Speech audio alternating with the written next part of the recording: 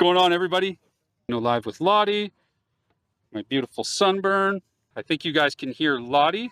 Hello. Hopefully you guys can hear me. It's going to be amazing. We're probably going to go over the Ferret, maybe the recce vehicle behind me, and then maybe, I believe that's a Scorpion. Scorpion. There you go. So I'm going to give you a quick rundown. We're going to be doing a quick 3-tank review. She's going to go over kind of some unique features. Lottie will answer questions if you have any about any of the vehicles. Feel free to type those in chat. We'll make this completely interactive. We're going to flip the show over to Lottie. If you have questions about any of the vehicles that we go over today, like I said, feel free to ask. Let's do it, nerd incoming. Don't make me put you on camera incoming. I'll do it. I'll do it. You're not that far from me. All right, let's go. Everyone, I'm going to flip it now to Lottie. Let's let Lottie take it away. G'day. Lottie here, for those who don't know. Lottie the Tank Whisperer. I restore tanks and armoured vehicles for a living. And yeah, from Australia, we're here. We're going to look at a few of the vehicles, starting with this Ferret armoured car. So, ladies and gentlemen, we're going to be starting today with the Ferret. So, Lottie, you have a little bit of experience, I understand, with this beautiful vehicle. I do. So, I actually have a Ferret of my own. You own a Ferret yourself? I own a Ferret. You own one? Okay. Yeah, so I own a Ferret in Australia. It is a Mark 1 like this one. The easiest way to tell the difference, turret or no turret. This one doesn't have a turret, so she's a Mark 1. Technically, for the river counters out there, I may as well show you. If it's a true Mark 1, they actually have a different shaped side porthole here. So technically this is a Mark 2 that's been converted to a Mark 1, but no one cares. Locally, this is a Mark 1 reconnaissance vehicle. So it is purely a radio, it's a radio troop carrier thing or whatever, with mount for a machine gun. In the show, as you might have seen if you were here the show before, these come out the front, talk to everyone else. It is missing a lot of its antennae. These are the mounts here. They normally have... So basically it's for radioing, telling positions, guys, this is where they're at, and then running away. A reconnaissance vehicle. She's not designed to actually be... So this would be like if you're playing a video game, this would be like a passive scout. Absolutely, yeah. Okay. The gun is purely there for show, and if you bugger up really bad. But they are a fantastic vehicle. So as I said, I do own a Mark 1. We also finished a Mark 2 Ferret restoration back home in Australia, which again has the turret on top of it. The turret adds a little bit of extra protection, but again, that's more for civil disobedience. But it is also classified as a combat reconnaissance vehicle. Now, these ones, for the most part, everything that you see is factory as it was in the Gulf War. So this particular vehicle is a Gulf War veteran, as you can see by its wonderful signatures. I'm filthy, by the way. So that's fine. It's the end of a long We're all day. filthy. Don't worry about it. It's the end of a long day. The one thing that is not factory is the bustle basket here on the back. Not factory. Okay. Not factory. They added it? They added it, yeah. And honestly, it is the coolest addition ever. One issue is getting to the engine can be a bit of a pig. So the engine is actually under these flaps here. It is a Rolls-Royce B60. B60. So it's a straight 6 Rolls-Royce petrol engine. They're an okay engine, truth be told. Even though I've got 2 spares at home, I'm probably going to put a diesel in mine. Don't tell anyone else. Don't tell anybody. You just said it live on. Okay. By the way, we're definitely not going to tell anyone else. This is not. No, it's you get rivet counters. I just say, oh, you know, what about this? I've got the engines. They're Thank you, Tejo. They're fantastic, but sometimes you just want a little bit more reliability. And the Rolls Royces are starting to age out a little bit, and you just need to be a bit more spot on with their tuning. As soon as they drop 1 cylinder, they lose all climbing ability. You can still drive it on a flat piece of road. You're maybe half speed. So if you're on flat ground, if we're ignoring the specs, ignoring the specs, how fast will this bad boy go? I've had one up to 80. 80 what? Kilometers an hour. 80 kilometers an hour, okay. That is pushing it. And truth be told, I did it in a safe environment. This is very much a do not do this at home. It takes a while to get up to speed. A lot of people think they are wicked fast. I actually had one on a drag strip. Not that it wasn't that fast, but it is nimble. You can get into awesome places with them. They are a true off-road vehicle. We'll get into that in a little bit. I do not drive a Royce, you savages. I drive a Volkswagen Jetta, 2014. Top speed. If you're really pushing it, 80. Truth be told, I wouldn't even really highly recommend doing that. The brakes on these are average at best. Average brakes at best. So going 80 kilometers an hour. Drum brakes. So you hit somebody with this, they're turning into paste. Yes. Yeah. All right. Cool. Absolutely. But yeah, to come off the end of that bit, brakes are all under the rear panels here. I'm not going to do it because you have to lift this up. Right. But it is pivoted on. So you can move it if you need to. Oh, okay. Yeah, you just one guy lift that up. This is where you would have all your tools and extra stuff. It was their favorite thing in the world. And when I do mine, we're going to do a desert one exactly like this. That's cool. Which is, I'm really excited to do that. Moving around the back, you will notice that they do, in fact, have a license plate. As most military vehicles in the UK, this is British, if I didn't mention that before. There it is. Look, I won't insult the intelligence of, the average person, but you get interesting questions. It's UK, built, yep. Operated, but most military vehicles in the UK must be road legal to a degree, hence the number plate on the back. Interesting. This little cover here is purely for convoy and civvy driving, but they are closable.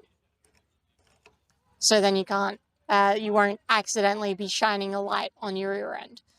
You'll find that with most vehicles. Don't be shining a light on your rear end. All right. Yeah, there we go. There's definitely not taken out of context. Don't clip that. Don't clip that. I guarantee you that just got clipped. Shining a light on our rear end. All right then. It's a fairly straightforward setup as far as the engine bay goes. Water cooled, petrol engine, old school crab style distributor, all that sort of good stuff. The gearbox, however, is a different story, and I think we'll go and have a look around. You might be tall enough that you can actually sort of like poking over the top. I think we talked before, this is a full spare just on the side. All right. Everybody, if you want to see inside, I'm going to lift you guys in. Here we go. And I'm going to crawl and Lottie's jumping in. So this is the legend of Lottie. Ooh. Look at all this space, guys. Spacious. These are a two-person crew. Driver up front where the Union Jack flag is, and my feet are currently on the commander's seat. There should be a radio set behind right here. There is not one, unfortunately. You are in my not-so-capable hands. Okay, so this is where the radio set would go. This is the fuel tank. It runs... basically, you've got your main side and you have a reserve side. So you'll notice it's got this funny curve to it. This little tap here is your main and reserve fuel tap. So currently we're on the main tank, which basically means we're drawing fuel from this section. If I turn it, it'll actually be drawing from this section, even though it's the same tank. It's a silly way of doing it, but hey, whatever. This is our main slave port. So basically, you put a single pin connector in here and you can start any vehicle with the same connector using the cable that comes out of this one, or vice versa. So they're universal fit, which is really cool. But it should be covered, and I don't know why it isn't. Probably because it needed starting. All the threads aren't so good. There we go. Batteries are under this box here and this box here. They are a terrible pain because we have an air filter on top. It is an oil bath style air filter. Very, very rarely needs changing or filtering or any of that sort of stuff. You can take it into the desert and they're pretty good, all things considered. I am also currently sat on, I'm going to move my butt now, the gearbox. So this is a constant four-wheel drive. You'll see under this panel here, you basically have a split, and the same is mirrored on this side here. So essentially you have the gearbox, your main output drive, it goes to a differential in here, and then 2 more differentials on the outside. You cannot turn that off, so it's a constant 4-wheel drive, which is awesome. You can technically turn them off by removing. So what is this like for off-roading? Like with this thing, would you be able to basically go on to any kind of terrain? Pretty much. Being a wheeled vehicle, it is inherently not as good as Some of the tracks? the track vehicles next to us, but they're awesome. You can do some serious off-roading with these. Okay. They're amazing. I would say second to the 6-wheelers, just because with the 6-wheelers you get a little bit more traction.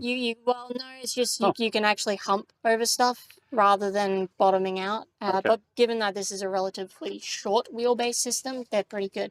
Now, driver setup, if we can sort of move this Union Jack a wee bit, it is a steering wheel.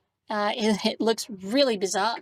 Handbrake in the middle there, accelerator off on our right, brake there. Now, this pedal here is not a clutch pedal. It is what we call a change pedal. So this is what we call a pre-select gearbox system.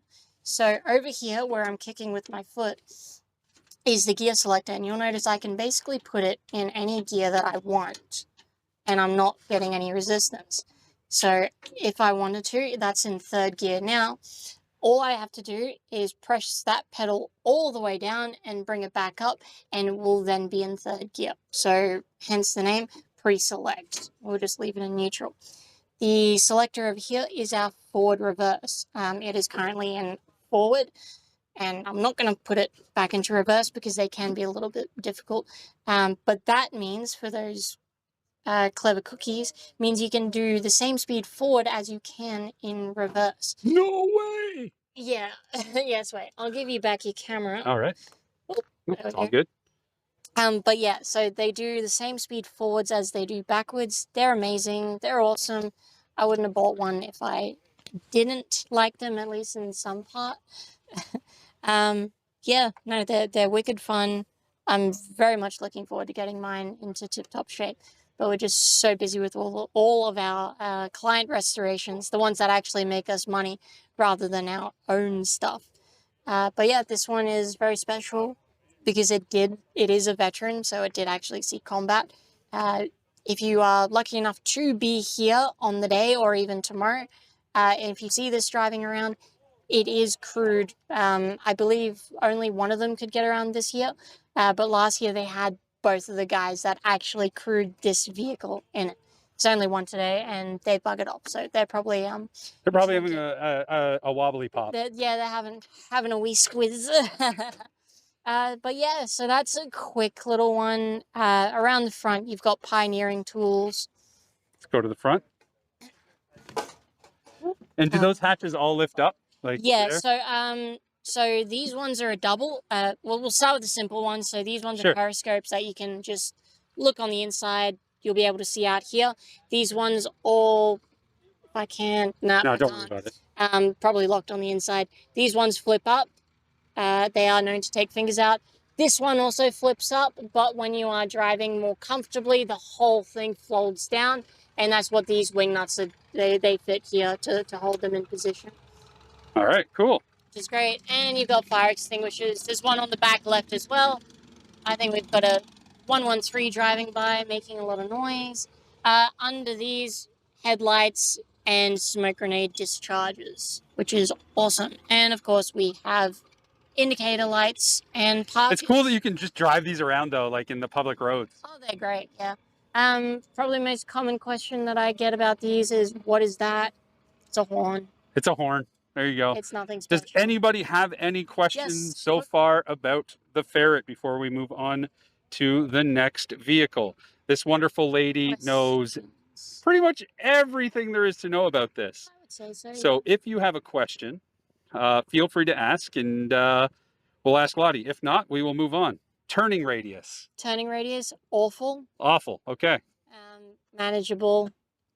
Okay, kind of car-ish or worse? Big car-ish. Big car. Think okay. SUV. Big SUV. Big SUV. Okay. Yeah, they've got So boat style turning. Yeah, the turning doesn't really work when you're stationary. So the steering wheel, you would have also noticed the steering wheel sort of like comes back on you. It's not like a traditional like forward, it's that way. They're actually not that hard to drive, but you do need to turn while driving No. to help with it. And top speed in reverse is the same as forward, 80 kilometers an Yes, hour. but they get very, very Squirrely. loose. Very squirrely Yes. in reverse. But you can go 80 if you really had to.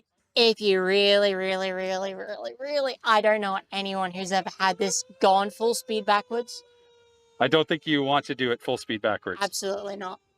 So yeah, any other questions? What about speed in terrain? It would depend. Depends on terrain. It really would. On like rough terrain like that, you can pretty much go into like full speed, but again, I would highly ill-advise it. They don't have the greatest suspension inside, so you'd be bouncing around. I've knocked my head a few times. Tank bites. Yeah, proper like four-wheel driving, it'll do it, but you got to do it slow. You just got to use your head. Yeah. I really don't like, just me, I don't like top speed as a judge on a vehicle. Most vehicles that you encounter will not reach their top speed, which is why you always get people that are like, oh, I managed to, go so much faster than top speed. Under very certain circumstances. Fair. You can do weird stuff with them. 9 times out of 10, like on a track like this, most of your vehicles will not be reaching top speed. And even in most combat scenarios, you will not be doing that. Acceleration is a far better form of judgment on vehicles, in which case these are actually really quite good. Okay, excellent. So I don't see many more questions about the Ferret. How did it get its name, the Ferret? Ferret, I couldn't tell you, truth be told. Interesting. I'm trying to think the lineage. The direct lineage of this I know it's like one. dingo. Yep, so the dingo, which you might see in the museum inside, is the older sibling of this one. They have almost the exact same drivetrain, just less modern. So dingo, ferret, I suppose that's that sort of animal. It's just kind of where they went with it. Gotcha. Yeah, no, I don't think I've ever really thought about that. Interesting. Well, there you go. You asked a question we haven't thought about before. I might have to look at now you're curious. Exactly. So you guys might hear me update you later on a stream in the future. Me and Lottie will be chatting. She's like, FYI, I found out why it's called the Ferret. So keep that in mind, guys. Cool. All right, so let's move on. We're going to talk about another Jeep type recce vehicle. You don't want to do track? Land Rovers are a dime a dozen. Fine, we're doing track. She doesn't want to. She's like, there. She said, there it is. It's a Jeep. It's a Land Rover. It's a Land Rover. There you go. That one's not even original. There you go. It has been done up very well to look like the proper recce vehicle that they had. Ta-da! All right, cool. Next. Ta-da! Yeah. Find someone who cares. Find someone who cares. All right. These bad boys. These are 3 of the same, are they not? Yep. These all 3. So I'm going to show you guys all 3. We're just going to do a quick little walk. These are the Scorpion. Yep. Lottie's going to tell us about these. We've got 2.1 Alpha, we got 2.3 Alpha, and 2.4 Alpha. Again, like a lot of the vehicles here, these are all veterans of the Gulf War. Most of the people crewing them are, in fact, Gulf veterans. So, again, really privileged to actually have these ones. 2.4 Alpha is the vehicle I drive the most, and it sounds the best because I look after it. Now, Scorpions, well, we'll start with CVRT. Combat Vehicle Reconnaissance Tracked. CVRT. I think I got it right. I don't know. Get dyslexic occasionally. Yep, 4 letters. We did it. Woo! Let's go! But that pretty much tells you everything that you need to know about the chassis itself. So it is a combat vehicle, lightly armored. Yeah, so they are air deployable. They're an aluminium/magnesium alloy. Okay. I think I got that one right. It's like beryllium. So it means they will withstand most small arms fire. Okay. That is about it. Okay. Again, they fit within that sort of reconnaissance conflict sort of thing, so they'll be behind the ferrets. When the ferrets encounter danger, these bad boys move up. The 76 mil that you see on them is fantastic for soft skin vehicles, like the Land Rover. Not that they would be shooting against Land Rovers, but soft skin vehicles like trucks, Land Rovers, all If the those Land things. Rover's getting shot at, he made mistakes. Yes, but there were famously blue on blues in the Gulf War. Never the British though. It was always We'll leave it go. we won't get into that. The British are still salty. So really good against infantry, soft skin vehicles, and the like. So they would always travel around in packs. Fantastic vehicles. They are powered by a Jag straight six. A Jaguar straight six. Yep. Okay. It's very much like the one that you would find in your like your E-Type, obviously not the 12-cylinder one, except they're what we call a castellated engine, so they're a bit more strengthened because people love to rep the nonsense out of them. So when would these have been built? What year do you think? Now you're throwing 80s? a curveball. No, a wee bit before that. Oh, like in the late 70s. You'll have to look it up. Brain's gone far. But they are a very old vehicle. Relatively speaking, there's a lot of old vehicles around. Fair. I mean, that's. But they are they're fantastic. You will notice there's a lot of weird bins on these ones. Yeah. On the front of these two Scorpions here, they are the bins of chieftains. The British took what wasn't theirs quite a few times. You will also notice, if you quickly look at the scimitar over there and the strikers, they have bins on the front. And the funny story goes, if you look at the scimitar with the skinny 30, yep. So its barrel comes quite a bit further out the front. So shooting the gun, not an issue. When you get to the low velocity 76s though, if you heard them in the last battle, you'll notice there's quite a bit of thump to them. Me being in the driver's hole, that is quite a big thump for me too, so I actually double up on hearing protection. The pressure wave actually blew the bins off the front of them. Oh, no way! Yeah, so they just got rid of them, which is why... so the bins she's talking about are these tool chests, so to speak. Tool chests. And these are these things right here. With the low velocity or the low frequency shot of the 75, it would actually cause enough concussion blasts that these would get blown off. Yeah. So, and again, these are judiciously allocated from chieftains. They're from chieftains, all right. Judiciously procured from Interesting, chieftains. Okay. So that's why they're on pretty much everything except the Scorpions, and they put them on the sides. Because they would no longer be there. Yeah, they just get blown So they just off. put them on the sides. Gotcha. Okay, yeah. That's cool. And I believe at current, those two, the 2.3 and 2.1, they are fully crewed with the original crewman from the Gulf War. Oh, that's cool. 2.4 Alpha is my baby because I've been driving that for 3 years now. I have heard word that they found the original crew, so I might not be driving her next year. Not that I need to drive constantly. I've driven enough of these. The first CVRT I ever drove was a Sabre. There is one floating around, but it's green and it is not in this paddock. It's over there somewhere. So the full lineup is Scorpion. You'll notice they all start with an S. Scorpion, Scimitar, Striker, which is a missile. So these two are identical. Yep. Just one of them's got the missile rack system on it or not. Yep. And you'll notice the tent there. That, believe it or not, is a vehicle. That is also a CVRT. Let's go take a look. Yep. That's wild. Really? Yep. That tent is a vehicle. This tent is a vehicle, yes. That's quite the antenna system on this vehicle. So if you squeeze around the side, you might get a little peek under. You'll notice. Look at this. So this particular version is called the Sultan. The Sultan? Yes, and this is your... The Sultan of Swing?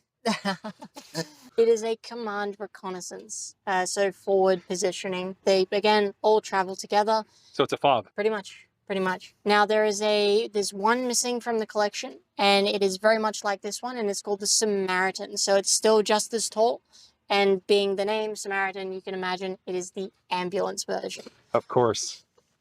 Can we take a quick little glance inside? Yeah, absolutely. So this is what the fob would turn into. We've got... Look at this, everyone. You can have a quick little squiz on the inside. They've got all their boards up. And actually, this gives us a good opportunity to have a look. If you just... I can actually see people's names now. Wow, it gets warm in here, eh? It does, yeah. Holy smokes. I was just going to say, blimey. She's hot. We Lottie's got holding the door two for me. more part of the collection. So if we Let's come go. around under this MOD, so the two others, we have the Spartan. The Spartan. So this is the troop carrier Let's go variant. take a look. So it's purely So what just are the engines in all of the CVRTs basically the same? The straight six Jag? all but one. So all of these have the Jag. The Okay. Scimitar that we looked at before is actually a diesel. It's a Cummins. Okay, that's what you want. I love, yeah. Yeah, Pretty okay. good. 5.7 liter off the top of my head, Cummins diesel turbo. Okay. They sound awesome. That is the one that I want. But yeah, before us we've got a Spartan. They also occasionally came with a diesel. Spartan, okay. Yep. And then the one in the front is also a Spartan? No, this is our recce vehicle, Okay. a Samson, I believe. Samson. Top of my head. Recce mech, not recce. Recce mech. So Rescue Rangers, that's funny. Yep. So this is pulls you out. It's got all the tooling, big blades on the back. You can even see a jack on the back. So they Let's take a look, guys. fix everything. They're awesome. I would probably, if I had my choice, I'd either get a Scorpion or a Samson like this because they're just cool. What do we got across the way there in that little tiny tank? That I believe is an Italian something or other. I agree. It's an Italian something. I'd have to talk to the Borden guys. I have been told its name multiple times. I've forgotten it. The problem is I've never worked on one, so I don't care to remember. So do you think you could do it? What? If they brought it to you and said, hey, can you work on this? Oh, absolutely, yeah. And then I might be bothered to remember its name. If I don't work on it, I tend to just not care. The spaghetti. Yeah, we'll go with that. Then we got Grumpy, the Humvee in the middle. Yeah, they're awful. They're awful. Okay. Don't like them in the slightest. They're terrifically underpowered. They're slow. And that is before they stick armor on them. We used to drive them back home just as I just really don't like them. I don't have anything positive to say about it, I'm afraid. They're awful. If you're gonna go around driving like a douche, you couldn't pick a better vehicle. I like the look of them. Tell me how you really feel. Really? I like the look of them though. I will say.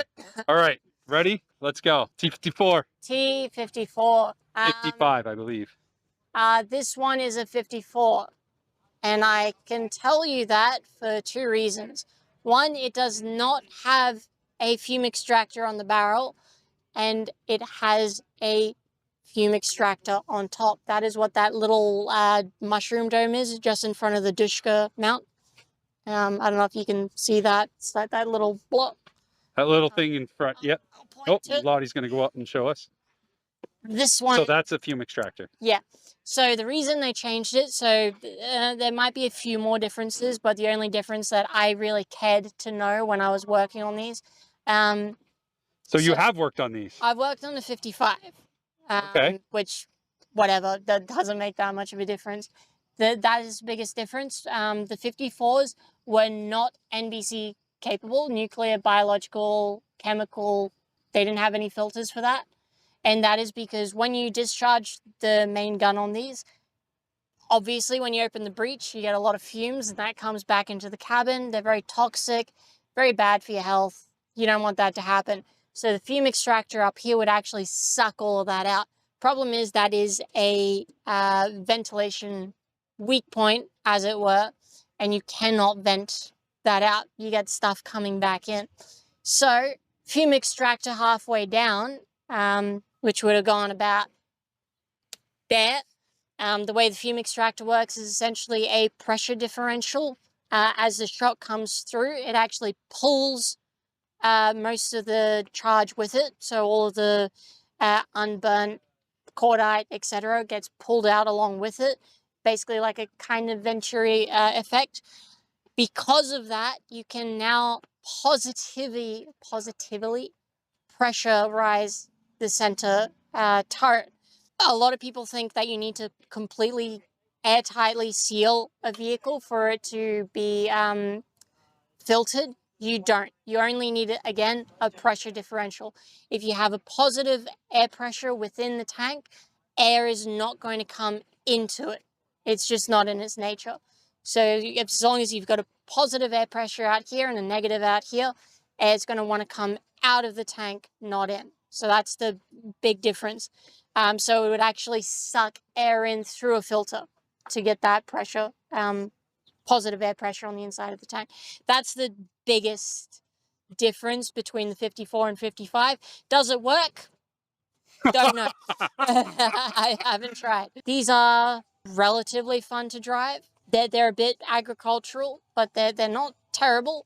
I know they cop a lot of flack from a lot of people, but that's because you have to remember that the average crew of these probably not as well educated as other vehicles. Yeah. So they do cop a lot of flack from that. They are also terrible in a lot of other ways, but that's just what happens when you pump out. You're just out for quantity, not really. You're trying to get them out onto the field. With an experienced driver, they are actually quite groovy. They're pretty smooth on the joysticks, as it were. Yeah. They just need a little, TLC here and there. They are a great big dirty V12 diesel. V12 diesel, great big dirty. So they pump out a lot of smoke. So you're not, more so than We're about to move to that one next. If you want to see more of Lottie's content, go hit up her YouTube, subscribe, check it out. She does content quite often. She is absolutely awesome. Wonderful, wonderful human. Her and I will be working on some different things again in the future. We've already talked about it. So the two of us want to do a podcast sometime on tanks where we just pick a tank and we just talk about that tank. I ask questions, we get, questions from chat, and then her and I will sit down and do a podcast together. It'll be awesome. It would be so much fun. It would be I'm very much looking forward to that. Yeah. So it'll be a good time. So why don't we take our final stance with the M60? M60 is probably one of the easiest tanks in the world to drive. More or less just an automatic high-low range gearbox system. They are built specifically to be easy to work on and to operate. It's basically, compared to everything else here, it may as well be a cathedral on the inside. They're that big. Obviously, got a turret on a turret, which is already nice and tall. They're groovy. Interestingly enough, probably the vehicle I've worked the least on. A turret is like an apartment. It's so big in there. They're gigantic, yeah. Really good vantage point for when you're watching shows. So I don't know if you watch any other sort of videos from the day, just look up there. I'll probably, during the World War II show, I was up there on the M60, best seat in the house. They're fantastic. Obviously, they were replaced by Abrams. But they're pretty good, and they are still being used, I believe, in Thailand and a few other countries. There you go. So, and here. They have two of them here, don't they? No, I mean in actual service. So yeah, they've got two of them. So they are actually still in service then? Yeah. Oh, that's wild. Yeah. So they got the sandy one here, and there's one in a thatwardly direction. I can't see it, but it is there. Trust me. Zoom in. It's over here somewhere, guys. Believe me, it is there. She's hiding. Which is amazing for an M60 because they're so damn tall.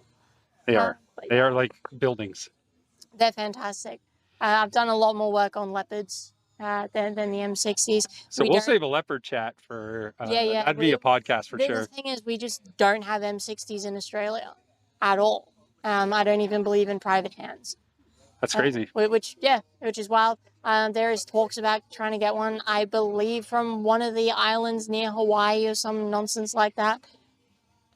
That's mostly hearsay. But yeah, it's a groovy tank. I've driven one. They're fantastic, but I don't think they quite tickle that, thing for me just yet because I haven't. You haven't had a chance to jump into it. I haven't jumped into the engine bay of it. All I've done is just driven them. Which is wild. How many tanks? All right, just a rough guess. How many engines of different tanks would you say you've worked on? Engines. Like engine bays. Over 10, 20 different engine systems at least. Different systems. So that's not even counting just different tanks. That's just different systems. No. Yeah, no. So how many different tanks would you say? She's like, I don't know, too many. I wouldn't even venture a guess to that. We've done radial engines, we've done diesel, petrol, air-cooled, water-cooled, both variations, 4-cylinder up to 12-cylinder, everything in between. So I think the only thing we haven't worked on is turbines, and that's because you need the correct setup to work on the hot end of a turbine. Obviously, we know how they work, but you need a bit more tooling for that. And Abrams are just dumb expensive. So, everybody, I'd like to take this moment to say again, because I'm at 8%, so phone's going to die here soon. Oh, no. Yeah. So Lottie's been actually very sick all week. She's been hiding it quite well while at the show. Say a big thank you for your time today in showing us and talking about all the different vehicles that we do have here. Lottie and I will be working together again in the future. Absolutely. So everyone, drop all the good vibes. Appreciate you, Lottie, and a huge thank you. I'm going to give you a hug. No. Big hug. Yeah. Nobody gets to watch that, unfortunately. That's private, guys. You see nothing. You see nothing. Everybody, I hope you enjoyed that time with Lottie. We are going to be heading out, but I want to say a massive thank you, everybody, for being here and watching and hanging out. And a huge thank you. And I wish you all the very best. Thank you very much. Cheers, everybody. Bye. Here we go. Funny face. Funny face.